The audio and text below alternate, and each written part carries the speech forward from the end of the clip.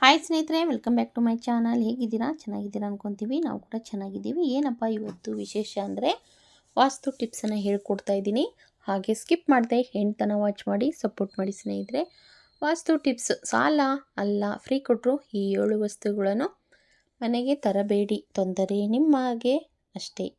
ವಾಸ್ತು tips: 7 ವಸ್ತುಗಳನ್ನು ಮನೆಗೆ ತರಬೇಡಿ, ಇಲ್ಲದಿದ್ದರೆ ಸಮಸ್ಯೆಗಳು ಬರಬಹುದು. ವಾಸ್ತುಶಾಸ್ತ್ರವು ನಮ್ಮ ಜೀವನದ ಪ್ರಮುಖ ಭಾಗವಾಗಿ ಪರಿಗಣಿಸಲಾಗುತ್ತದೆ. ಇದು ನಮ್ಮ ಮನೆಯ ಶಾಂತಿ, ಸಮೃದ್ಧಿ ಮತ್ತು ಸಂತೋಷವನ್ನು ತರಲು ಸಹಾಯ ಮಾಡುತ್ತದೆ. ಕೆಲವೊಮ್ಮೆ ನಾವು ಅನವಶ್ಯಕವಾಗಿ ವಸ್ತುಗಳನ್ನು ಮನೆಗೆ ತರುವ ಮೂಲಕ ವೈಬ್ರೇಷನ್ಗಳನ್ನು ಕೆಡಿಸುತ್ತೇವೆ. ಆದ್ದರಿಂದ ಹಣಕಾಸಿನ ತೊಂದರೆ, ಕುಟುಂಬದ ಶಾಂತಿ, ಆರೋಗ್ಯ ಸಮಸ್ಯೆಗಳನ್ನು ಮತ್ತು ಅನೇಕ ರೀತಿಯ ಸಮಸ್ಯೆಗಳು ಎದುರಾಗಬಹುದು. ಇದು ನಾವು 7 ಪ್ರಮುಖ ವಸ್ತುಗಳ ಬಗ್ಗೆ ಚರ್ಚಿಸೋಣ. ಇವುಗಳನ್ನು ನೀವು ಮನೆಯಿಂದ ದೂರವಿಡಬೇಕು ಅಥವಾ ತರುವುದನ್ನು ತಡೆಯಬೇಕು, ಇಲ್ಲವೇ ನಿಮ್ಮ ಮನೆ ಶಾಂತಿ ಮತ್ತು ಸಂಪತ್ತು ಕಳೆದುಕೊಳ್ಳಬಹುದು. ಬೋನಾಯಿ ಗಿಡವು ಸೌಂದರ್ಯವನ್ನು ಹೆಚ್ಚಿಸುತ್ತಾದರೂ ವಾಸ್ತುಶಾಸ್ತ್ರದ ಪ್ರಕಾರ ಇದು ಉತ್ತಮ ಶಕುನವಲ್ಲ. ಈ ಗಿಡವು ಬೆಳೆಯುವುದರಿಂದ ಮತ್ತು ನಿರಂತರವಾಗಿ ತೊಡಕುಗಳನ್ನು ಎದುರಿಸುತ್ತದೆ. ಇದರಿಂದ ನಿಮ್ಮ ಜೀವನವು ಕಠಿಣವಾಗಬಹುದು. ಈ ಗಿಡವನ್ನು ಮನೆಯ ಒಳಗಡೆ ಇಡುವುದರಿಂದ ಹಣಕಾಸಿನ ನಷ್ಟ, ಉದ್ಯೋಗದಲ್ಲಿ ತೊಂದರೆ ಮತ್ತು ಆರೋಗ್ಯ ಸಮಸ್ಯೆಗಳಾಗಬಹುದು. ಇದಕ್ಕೆ ಪರಿಹಾರ: ನೀವು ಮನೆಯಲ್ಲಿ ಸಸ್ಯಗಳನ್ನು ಇಡಲು ಇಚ್ಛಿಸಿದರೆ ತುಳಸಿ, ಮರವತ್ತಿಗೆ, ಬಿಲ್ಪತ್ರೆ ಅಥವಾ ಬೇರೊಬ್ಬ ಹಸಿರು ಗಿಡಗಳನ್ನು ಇರಿಸಬಹುದು. ಮನೆಯ ಒಳಗಡೆ ಜೇಡರಜಾಲಗಳು ಮತ್ತು ಹಳೆಯ ಉಪಯೋಗಿಸಿದ ವಸ್ತುಗಳನ್ನು ಕೊಳೆಹಾಕುವುದು ಆರ್ಥಿಕ ಸಮಸ್ಯೆಗಳಿಗೆ ಕಾರಣವಾಗಬಹುದು. ಇದರಿಂದ ಮನೆಯ ಶಕ್ತಿಗಳನ್ನು ದುರ್ಬಲಗೊಳ್ಳುತ್ತದೆ. ವಾಸ್ತು ಪ್ರಕಾರ ಹಳೆಯ ವಸ್ತುಗಳನ್ನು ನಮ್ಮ ಜೀವನದಲ್ಲಿ ಹಿನ್ನಡೆ ತರಬಹುದು. ನಿಮ್ಮ ಮನೆಯ ಪ್ರತಿದಿನ ಶುಚಿಯಾಗಿ ಇರಿಸಿಕೊಳ್ಳಿ. ನಿರುದ್ಯೋಗ ಸಮಸ್ಯೆಗಳನ್ನು ನಿವಾರಿಸಲು ಹಳೆಯ ಬಟ್ಟೆಗಳನ್ನು ಮತ್ತು ವ್ಯರ್ಥ ವಸ್ತುಗಳನ್ನು ದಾನ ಮಾಡಬಹುದು. ಒಡೆದು ಹೋದ ಕನ್ನಡಿಗಳು ಅಥವಾ ಮೂರ್ತಿ ಪಾತ್ರೆಗಳು: ಒಡೆದು ಹೋದ ಕನ್ನಡಿಗಳು, ಗಾಜಿನ ಪಾತ್ರೆಗಳು ಅಥವಾ ಮೂರ್ತಿಗಳನ್ನು ಮನೆಯಲ್ಲಿ ಇರಿಸುವುದರಿಂದ ನಕಾರಾತ್ಮಕ ಶಕ್ತಿಗಳನ್ನು ಆಕರ್ಷಿತವಾಗುತ್ತದೆ. ಇದು ವಾಸ್ತು ದೋಷಕ್ಕೆ ಕಾರಣವಾಗಬಹುದು.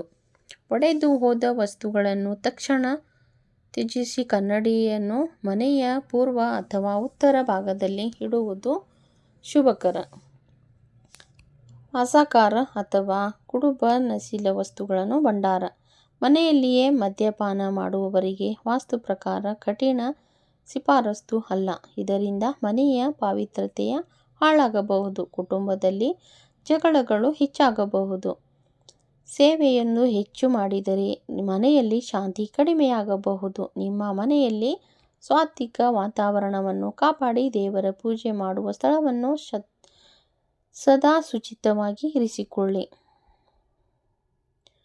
ಕಾಗೆ ಮತ್ತು ಗಿಡುಗಳನ್ನು ದುಃಖದ ಸಂಕೇತ ಎಂದು ಪರಿಗಣಿಸಲಾಗುತ್ತದೆ. ಈ ಹಕ್ಕಿಗಳ ಚಿತ್ರಗಳು ಅಥವಾ ಪ್ರತಿಮೆಗಳಿದ್ದರೆ ಅದು ಮನೆಯ ಶಕ್ತಿಗಳನ್ನು ದುರ್ಬಲಗೊಳಿಸಬಹುದು.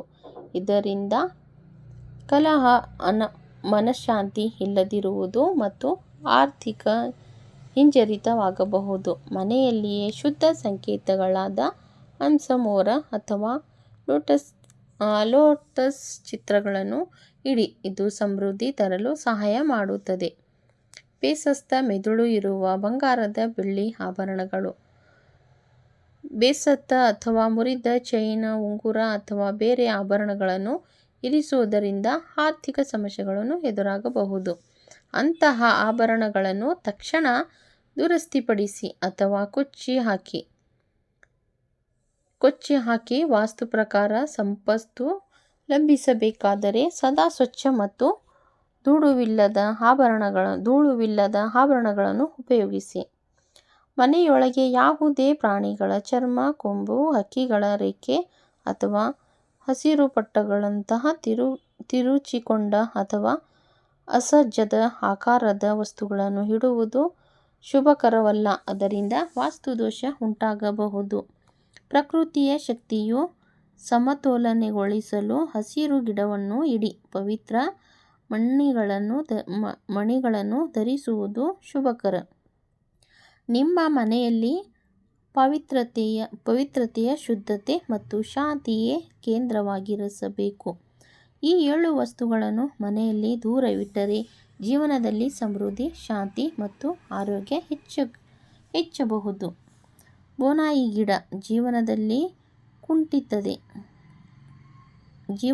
ಕುಂಠಿತತೆ, ಬೇಡರ ಜಾಣ ಮತ್ತು ಹಳೆಯ ವಸ್ತುಗಳು, ಆರ್ಥಿಕ ತೊಂದರೆ, ಒಡೆದು ಹೋದ ಕನ್ನಡಿಗಳು, ಪಾತ್ರೆಗಳು, ನಕಾರಾತ್ಮಕ ಶಕ್ತಿ, ಮದ್ಯ ಮತ್ತು ಮಾಂಸಾಹಾರ ಭಂಡಾರ, ಮನೆಯಲ್ಲಿ ಅಶಾಂತಿ, ಕಾಗೆ ಗಿಡುಗನ ಚಿತ್ರಗಳು, ದುಃಖದ ಸಂಕೇತ, ಮುರಿದ ಆಭರಣಗಳನ್ನು, ಆರ್ಥಿಕ ನಷ್ಟ, ಪಶು ಪಕ್ಷಿಗಳ ಶವ ಅಥವಾ ಅಸಹಜ ವಸ್ತುಗಳನ್ನು, ವಾಸ್ತು ದೋಷ. ಈ ವಾಸ್ತು ಸಲಹೆಗಳನ್ನು ಪಾಲಿಸಿದರೆ ನಿಮ್ಮ ಮನೆಯಲ್ಲಿ ಶಾಂತಿ, ಐಶ್ವರ್ಯ ಮತ್ತು ಸಂತೋಷ ಸಮೃದ್ಧಿ ಆಗುತ್ತದೆ. ನೋಡಿ ಸ್ನೇಹಿತರೆ, ಇವತ್ತಿನ ವಿಡಿಯೋದಲ್ಲಿ ನಾನು ವಾಸ್ತು ಟಿಪ್ಸ್, ಈ 7 ವಸ್ತುಗಳನ್ನು ಮನೆಯಲ್ಲಿ ತರಬೇಡಿ, ಇಲ್ಲದಿದ್ದರೆ ಸಮಸ್ಯೆ ದೂರ ಆಗಬಹುದು ಅಂತ ನಾನು ವಿಡಿಯೋದಲ್ಲಿ ಮಾಹಿತಿನ ತಿಳಿಸ್ಕೊಟ್ಟಿದ್ದೀನಿ ಸ್ನೇಹಿತರೆ. ನಿಮಗೇನಾದರೂ ವಿಡಿಯೋನ ಇಷ್ಟ ಆಗಿದ್ದರೆ ಹಾಗೆ ಒಂದು ಲೈಕ್ ಮಾಡಿ, ಶೇರ್ ಮಾಡಿ, ಸಬ್ಸ್ಕ್ರೈಬ್ನ ಮಾಡ್ಕೊಳ್ಳಿ. ವಿಡಿಯೋನ ಹೆಣ್ತನ ವಾಚ್ ಮಾಡಿ ಅಂತ ಕೇಳ್ಕೊತಾ ಇದ್ದೀನಿ. ಮತ್ತೆ ನೆಕ್ಸ್ಟ್ ವಿಡಿಯೋದಲ್ಲಿ ಸಿಗ್ತೀನಿ ಸ್ನೇಹಿತರೆ. ಎಲ್ಲರಿಗೂ ತುಂಬ ಹೃದಯದ ಧನ್ಯವಾದಗಳು ಸ್ನೇಹಿತರೆ.